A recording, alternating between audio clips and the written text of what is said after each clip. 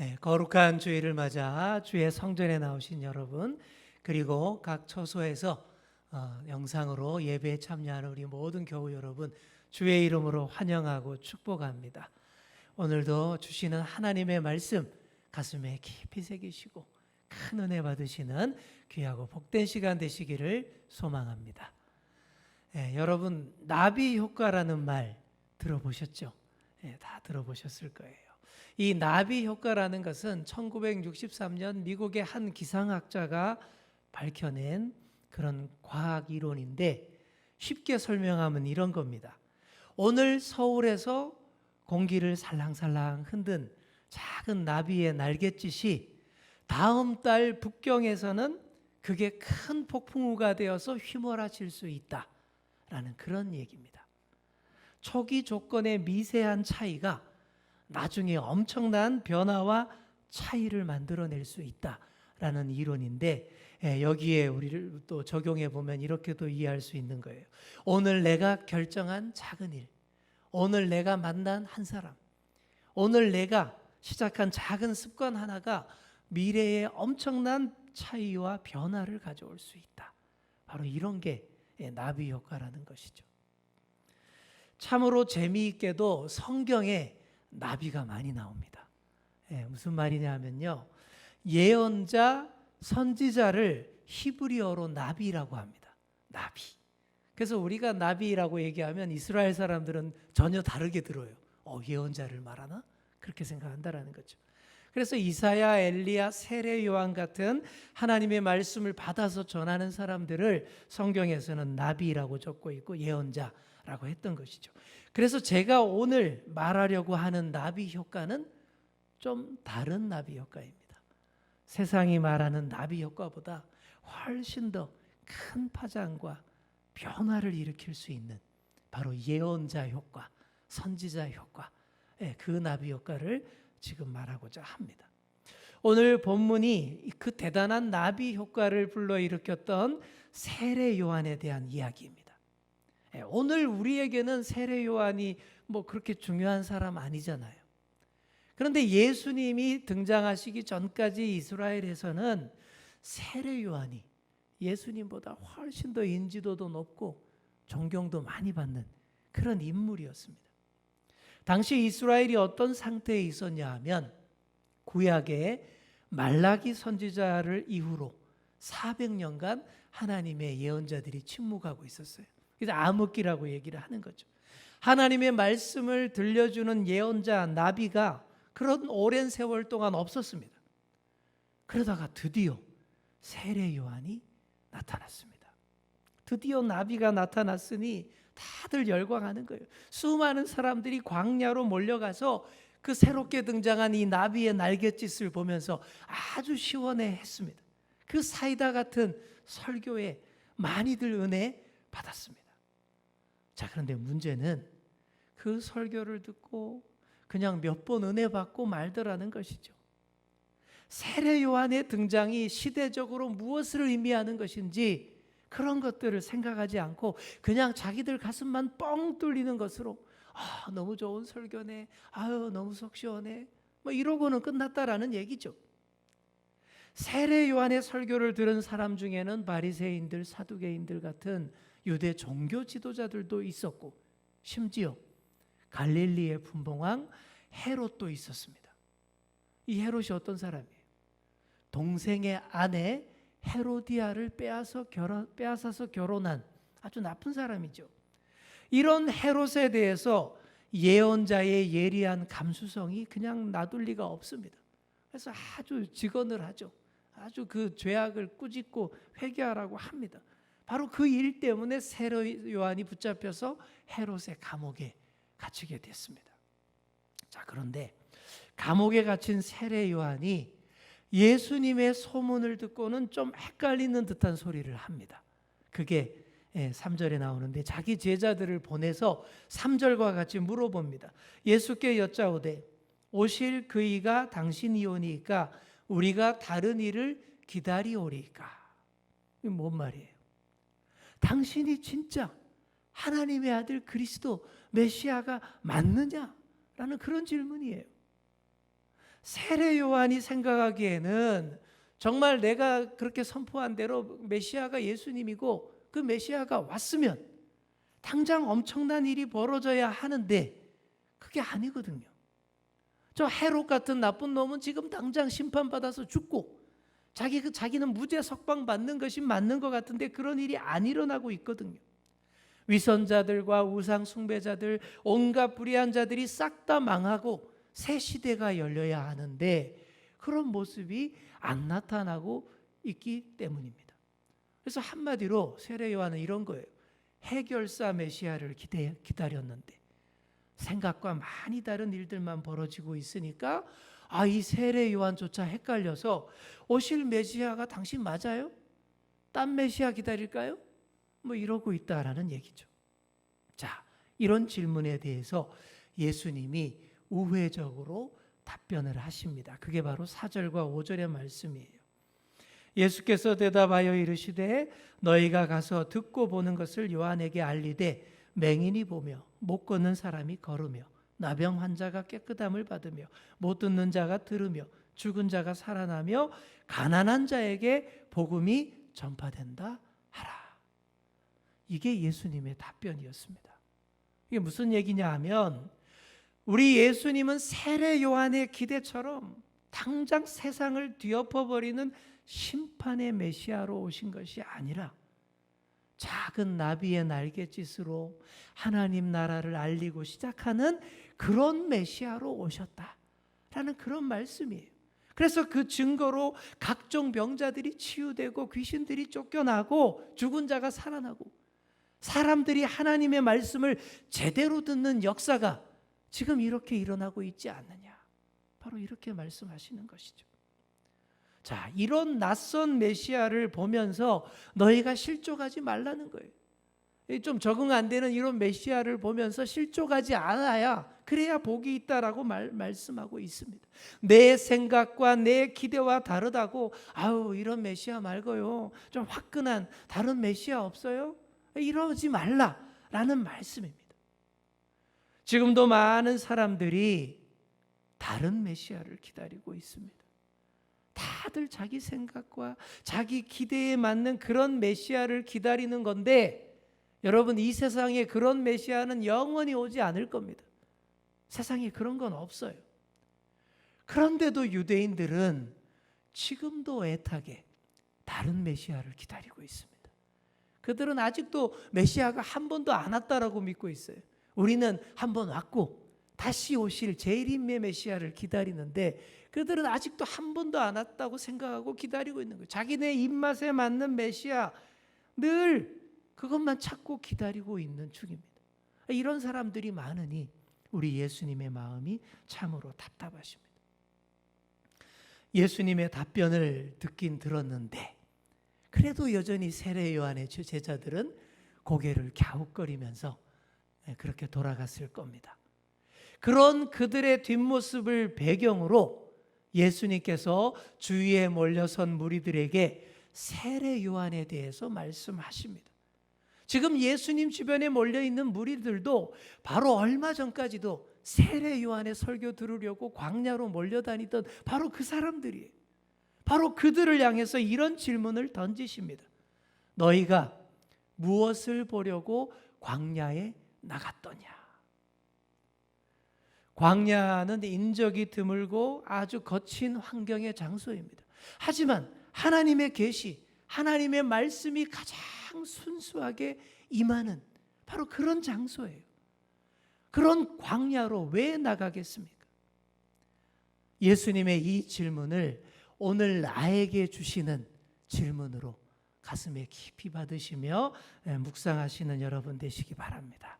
자, 우리 옆에 계신 분께 이렇게 한번 질문을 던지고 시작하겠습니다. 무엇을 보려고 광야에 나갔습니까? 자, 너희가 왜 광야에 나갔더냐? 라고 예수님이 질문을 하시는데 이 질문을 예수님이 세 가지 객관식으로 삼지선다형으로 지금 물어보십니다. 자, 1번은 이거예요. 너희가 무엇을 보려고 광야에 나갔더냐? 1번, 바람에 흔들리는 갈대냐? 거친 광야에 나간 이유가 살랑살랑 흔들리는 갈대밭 사이에서 이쁘게 날아다니는 나비들을 배경으로 뭐 사진이나 이쁘게 찍으려고 나간 것 결코 아닐 겁니다. 여기서 바람에 흔들리는 갈대라는 표현은 나약하고 소신 없이 계속 흔들리는 것을 상징합니다. 너희가 보고자 하는 것이 갈대처럼 왔다 갔다 하는 사람이더냐? 바로 이렇게 물으신 거예요. 하지만 광야에 우뚝 선 세례 요한은 결코 그런 사람 아닙니다. 위선적인 유대 지도자들을 향해서 대놓고 독사의 자식이라고 회개하라고 꾸짖었던 사람, 그리고 헤롯에게조차 그 죄를 직설적으로 꾸짖었던 아주 강직한 그 사람이에요. 오히려 요한에게 몰려갔던 그 너희들이야말로 갈대 같은 사람 아니냐라는 그런 얘기입니다. 영적 깊이가 얕아서 여기 기웃하고 저기 기웃거리는 사람들, 그런 사람이에요. 적어도 하나님 말씀 듣기 위해서 광야로 나갔다면 어떻게 해야 됩니까? 바람에 흔들리는 갈대 같으면 안 되는 거예요. 세상의 풍조나 인기에 영합하지 말고 꿋꿋하게 하나님의 진리를 지키는 사람이 되어야 합니다. 자, 그런데 유대인들은 그러지 못했죠. 여기 메시아가 있다 그러면 다 우 그리로 달려가고, 야, 저 사람이 진짜 선지자다 그러면 또 그리로 몰려가고 막 그랬습니다. 그런 역사의 반복이었어요. 헤롯도 갈대 같은 사람입니다.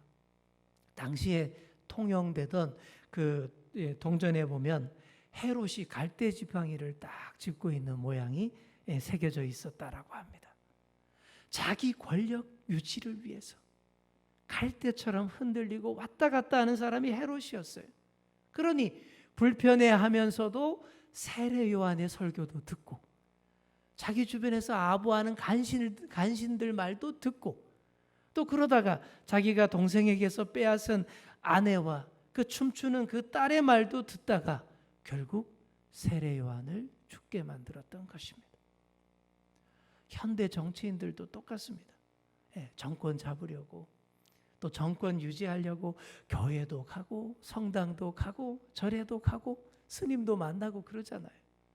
뭐 정치하려면 다 그렇게 해야 된다라고 이해할 수도 있겠지만, 뭐 여기까지는 그래도 이해할 수 있겠는데, 말도 안 되는 이상한 무속인의 말을 듣고 그대로 따라하고 이상한 짓 하고 전보로 다니고 막 그러지 않습니까?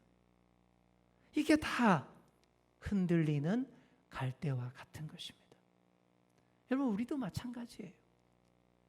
많은 그리스도인들이 여기저기 참 많이 기웃거립니다. 뭔가 신비스럽고 감정적 흥분을 잘 이끌어내는 집회들로 몰려다니고, 야, 어디에 가봐라, 거기 가면 전혀 들어보지 못한 새로운 말씀을 가르친다 그러면 또 그리로 달려가고 그럽니다. 그러다가 이단 사이비에 빠지고 그러는 거예요. 자, 우리 옆에 계신 분께 이렇게 이야기해 주겠습니다. 흔들리는 갈대처럼 하지 마세요. 아멘. 우리 주영교회 성도님들은 흔들리지 않는, 중심을 잡는 여러분 다 되시기 바랍니다. 자, 8절에서 예수님이 객관식 2번으로 또 이렇게 묻습니다. 무엇을 보려고 나갔더냐?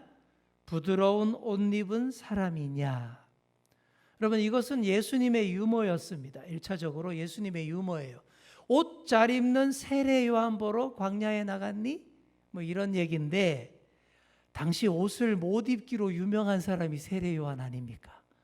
워스트 드레서죠. 낙타털 옷에 가죽띠 두르고 머리 수염 산발하고 다니는 세례 요한 보고 옷 잘 입는 사람이라는 말은 당시 사람들이 빵 터지는 그런 유머였습니다. 그래서 예수님도 웃으시면서, 그래, 부드러운 옷 입은 사람은 왕궁에 있지, 이렇게 덧붙였습니다. 세상에 좋은 부드러운 것들은 왕궁에서 찾고 사교계에서 파티장에서 찾아야지 거칠고 험한 광야에서 찾을 수 있는 게 아닙니다.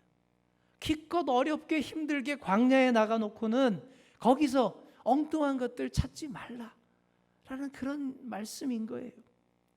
우리가 본질에 집중할 수 있어야 합니다.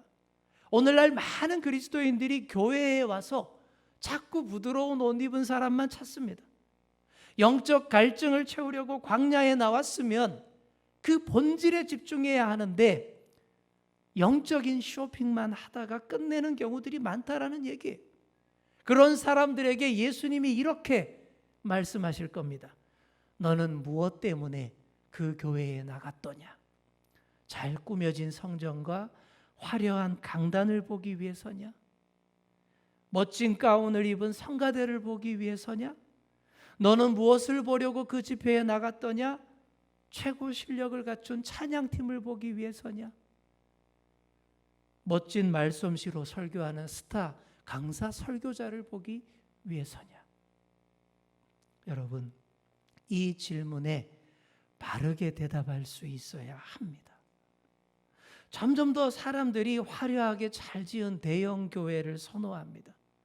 자산이 많아서 크고 멋진 교회를 잘 지어놓고 좋은 프로그램들도 많이 하고 또 뭐 유력한 사람들, 능력자들도 많고 그러니까 그런 교회들을 선호하겠죠. 하지만 잘 생각해야 합니다. 자꾸 그러다가 부드러운 옷 입은 사람만 찾는 함정에 빠질 수 있습니다. 최근에 강남의 한 대형 교회에서 교인들끼리 엄청난 돈을 사기친 사건이 발생하고 그랬습니다. 그게 바로 부드러운 옷 입은 사람만 찾다가 길을 잃은 케이스라는 것이죠. 그러면 안 된다라는 겁니다. 왜 우리가 광야에 나갑니까? 왜 우리가 교회에 옵니까? 자, 우리 옆에 계신 분께 다시 한번 얘기해 주겠습니다. 부드러운 옷 보러 온 거 아닙니다. 아멘. 자, 드디어 세 번째에서 정답이 공개됩니다. 객관식 3번이 정답이에요. 9절입니다. 그러면 너희가 어찌하여 나갔더냐? 선지자를 보기 위함이었더냐? 옳다. 내가 너희에게 이르노니 선지자보다 더 나은 자니라. 아멘. 하나님의 말씀을 그대로 받아서 그대로 전하는 사람이 선지자 아닙니까? 그래서 너희들이 광야로 몰려간 것은 제대로 된 선지자를 보고 그를 통해서 하나님의 말씀을 잘 들으려고 간 거, 그거 아니냐? 그게 맞다라는 얘기입니다. 그러면서 이제 세례 요한을 엄청 추켜 세우는 거예요. 여자가 낳은 자 중에 세례 요한이 제일 큰 자다. 이렇게까지 얘기합니다. 세례 요한이 이 땅에 온 목적과 사명이 그렇게 중요하고 크다라는 거예요. 그의 사명과 목적이 무엇이었습니까? 주의 오실 길을 예비하는 자. 바로 그거였지 않습니까? 선지자라고 다 같은 선지자가 아니라는 거예요. 예를 들어 왕에게는 수많은 신하들이 주변에 쫙 있습니다. 그 중에서 최고의 신하가 누구겠습니까? 왕의 최측근에서 밀착 수행하는 사람. 그 사람이 최고의 신하겠죠. 세례 요한이 바로 그런 사람이다 라고 말하는 거예요. 시대별로 수없이 오고 갔던 많은 선지자들도 다 하나님의 종이 맞고 예수님의 신하가 맞습니다. 하지만 세례 요한은 그들과는 결이 다른 사람이다라는 거예요. 하나님의 아들을 밀착 수행하면서 예수님의 길을 예비하고 메시아를 소개하는 일을 잘 감당한 사람, 날갯짓부터 달라서 제대로 된 나비 효과를 일으킨 사람이다. 그래서 이 세례 요한을 옛 시대의 마지막 선지자라고 하는 거예요. 구약의 옛 시대의 선지자들은 이제 세례 요한으로 마감됐다라는 거죠. 오리라고 말한 엘리야가 바로 이 세례 요한이고, 세례 요한이 그렇게 회개 운동하고 세례 운동했던 것은 그거 다 하나님 나라를 일깨우고 또 그 나라의 주인공인 예수 그리스도를 위해서 그렇게 했다라고 말씀하시는 것입니다. 자, 그런데 왕을 모시는 수행원이 너무 멋있고 튀면 또 안 되는 것이죠. 왕이 뒤에 딱 오는데 자기가 무슨 V자 그리고 막 머리 넘기면서 이렇게 오면 그거는 왕에 대한 엄청난 이 결례인 것이죠. 그래서 세례 요한도 알아서 잊혀집니다. 바른 소리를 아주 세게 해서 체포되어 감옥에 들어간 것이죠. 그렇게 스피커로서의 사명을 다하고 무대에서 내려온 멋진 사람, 이게 세례 요한입니다. 예수님과 동시대 사람이지만 반박자 살짝 빨리 와서 예수님을 소개하는 일을 딱 하고 빠지는 사람. 그러니 예수님이 이런 세례 요한을 누구보다 귀하고 큰 자다, 이렇게 올려주시는 것입니다. 예, 그런 세례 요한도 오늘 말씀 보시면 좀 실망스러운 모습 나오잖아요. 감옥에 갇혀서는 다른 메시아 운운하면서 인간적으로 헷갈리는 모습을 좀 보이기도 하죠. 하지만 그래도 예수님은 세례 요한을 인정해주고 높여주시는 것입니다. 자, 또 한 가지 생각할 것이 있습니다. 11절 하반절을 보시면 세례 요한보다 더 큰 이가 없다라고 하셨는데 또 이런 얘기 하십니다. 그러나 천국에서는 극히 작은 자라도 그보다 크니라. 이렇게 말씀합니다. 여러분, 이게 무슨 말씀입니까? 누구든지 예수님의 이름을 믿으면 하나님 나라의 백성이 될 수 있고 능력을 받을 수 있는데, 그렇게 되면 아무리 보잘것없는 작은 자라고 해도 세례 요한 이상의 일을 할 수 있다라는 얘기입니다. 여러분, 또 더 엄청난 얘기가 나온 거죠. 예, 그렇게 세례 요한이 크다 그래 놓고는 하나님 나라에서는 누구나 세례 요한보다 더 클 수 있다. 근데 정말 그렇게 되지 않았습니까? 원래 세례 요한과 비교도 할 수 없었던 베드로, 야고보, 요한, 사도 바울이 세례 요한이 했던 일보다 더 엄청나게 큰 일을 다 했습니다. 세례 요한은 수많은 사람들을 회개시키고 그 시대의 분위기를 일깨웠지만 그 사람들을 온전한 하나님 나라 백성으로 만들지는 못했습니다. 그 다음 사역은 예수님의 제자들과 사도들에게로 바톤이 넘어온 거예요. 그리고 오늘 우리에게로 넘어온 줄 믿습니다.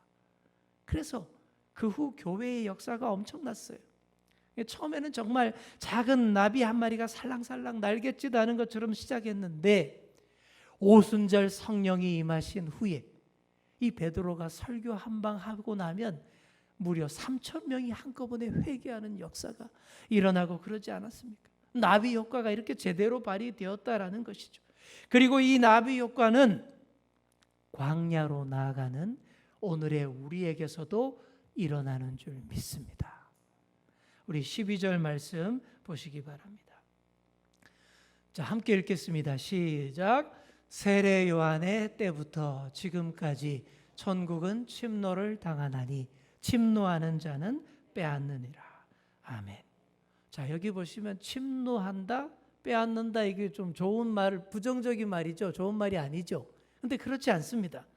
힘써 그 나라에 들어가려고 애쓰고 온 힘을 다해 충성하고 그 나라를 위해 충성하는 자들이 그 나라를 다 차지하게 된다. 이런 의미를 이렇게 표현한 것이죠. 사랑하는 성도 여러분, 하나님 나라 천국을 침노하는 여러분 되시기 바랍니다. 여러분, 다른 것들은 탐내지 마시고 침노하지 마세요.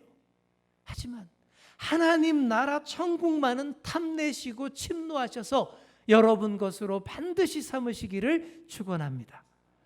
그렇게 되려면 광야로 나가시되 바람에 흔들리는 갈대 보려고 나가지 마시고 부드러운 옷 입은 사람 보려고 나가지도 마십시오.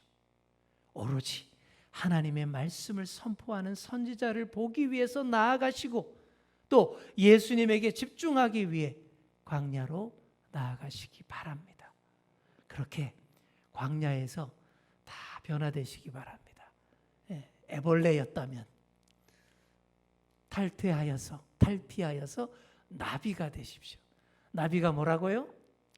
예언자, 선지자라고 했잖아요. 하나님의 말씀을 광야에서 온몸으로 받들면 그렇게 거듭나서 나비로, 예언자로 변화되셔서 세상 가운데 엄청난 나비 효과를 일으키실 수 있는 그런 저와 여러분 다 될 수 있기를 간절히 축원합니다. 기도하겠습니다. 사랑의 아버지 하나님, 오늘도 주님께 예배하며 귀한 말씀 듣게 하시니 감사합니다. 주님, 우리가 세상 사람들처럼 갈대같이 흔들리며 중심 없이 여기저기 왔다 갔다 하는 자들 되지 않게 하시고 부드러운 옷 입은 자들만 쫓아다니는 자들 되지 않게 하여 주옵소서. 오로지 하나님의 말씀이 임하는 곳 광야로 나아가서 거기에서 반드시 보고 들어야 할 것을 보고 듣기를 원합니다. 하나님 말씀을 순수하게 받고 예수 그리스도에게만 집중할 수 있는 우리 모두가 되게 하여 주옵소서. 그렇게 변화되어 세상을 향해 예언자의 삶을 살아내며 크고 놀라운 나비 효과를 일으키는 저희들 다 되게 하여 주옵소서. 감사드리며 예수님의 이름으로 기도하옵나이다. 아멘.